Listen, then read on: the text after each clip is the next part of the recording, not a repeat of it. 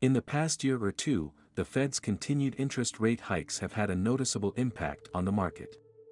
According to the latest data, U.S. bond yields have risen from 3.7% previously to around 4.1% now, with further rises likely ahead. So what exactly did Japan do to trigger the panic in the dollar market? To talk about specific policy measures, we must first understand Japan's national conditions. We must be clear that Japan has gone through a period of recession for nearly 30 years and has been in a deflationary phase since the 1990s. It was not until Shinzo Abe came to power and introduced Abe's economics that there was some improvement. Abe's extremely loose monetary policy kept interest rates below zero and stimulated investment to revive the economy. After several years of implementation, these measures have also achieved good results. Of course, after the Fed's interest rate hike last year, Japan was relatively less affected as it is a major holder of U.S. bonds. However, the recent signs of inflation in Japan, where the year-on-year rise in the consumer price index reached 3.3% in June, higher than the country's inflation target level of 2%, have caused concern in the market. The dollar index has been rising, weighing on the yen's exchange rate. The dollar hit a high of 146.56 against the yen the other day, the lowest point the yen has fallen to since last November.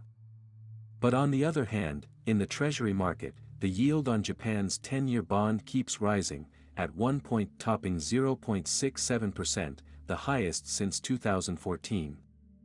This is not good news for U.S. bonds.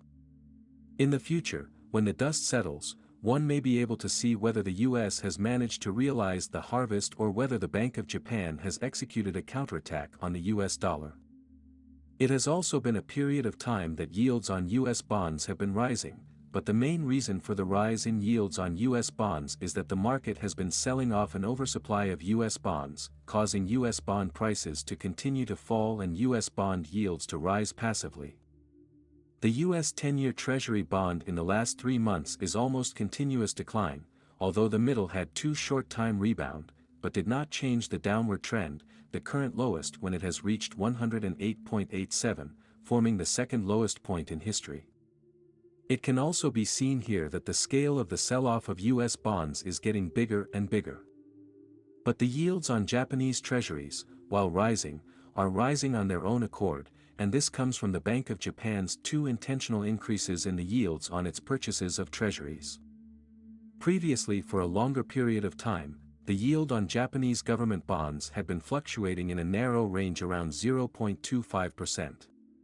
But at the end of last year, the Bank of Japan raised the yield on purchased treasuries for the first time, and for some time thereafter, the yield on Japan's 10-year treasuries fluctuated more sharply around 0.5%.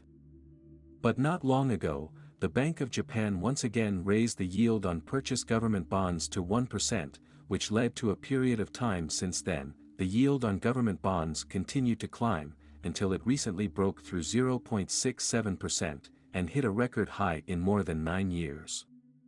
The US wanted to harvest Japan's wealth, so it needed to knock the yen's exchange rate down, which dramatically boosted the purchasing power of the dollar, which could buy all kinds of assets at a big discount in the Japanese market when the time came. This period of time the yen's exchange rate is indeed as expected by the United States as a significant decline, but the yen's exchange rate in the past has also declined. The lowest last year fell below 151, relatively speaking, the yen's exchange rate fell more resistant to pressure. But this is not the case for US bonds. The past a long time, the US bonds have not encountered Japan's monetary tightening. Once the Bank of Japan to further tighten monetary policy, for US bonds and even the dollar, could be disastrous. Now the Bank of Japan's initiative to increase the yield of the purchase of treasury bonds, in fact, is to narrow the spread between the two countries' bonds. The next step, the Bank of Japan is also likely to further narrow the spread between the two currencies, that is, through the yen's interest rate hike to realize. If superimposed on the expected Fed rate cut starting next year, the interest rate gap between the yen and the US dollar will be significantly narrowed. Regardless of the reduction in treasury spreads or currency spreads, it is enough to cause a major shift in global capital flows. After all, Japan's national strength ranked third in the world. After all, Japan in the past also issued large amounts of sufficient currency. Once Japan to recover liquidity, its power is not much weaker than the dollar rate hike. From this point of view, the dollar wants to succeed in harvesting is very difficult, but Japan really may reverse 40 years since the fate of the country. In this regard, not only the Bank of Japan to see the opportunity, Japan's current Prime Minister also saw the opportunity. Recently Fumio Kishida publicly called for the next month should focus on discussing the adjustment of financial policy. He puts his eye on rising gasoline prices, arguing that rising gasoline and other fuel prices are enough to support Japan's inflation rate from weakening significantly. Especially by the end of next month, gasoline prices will be pushed even higher due to the expiration of subsidies. Economists in Japan expect the country's inflation gauge to move at least 0.5 percentage points higher than it is now as a result. If inflation gains enough support, the Bank of Japan will have more confidence and reason to discuss a rate hike. The unraveling of the dollar's hegemony may be just around the corner as the world's third-largest economy turns the tables. If the relevant sectors in the US continue to borrow massively, this could lead to an increase in the debt burden, higher taxes, and cuts in spending in the relevant sectors. This may have a negative impact on the growth and development of the US economy.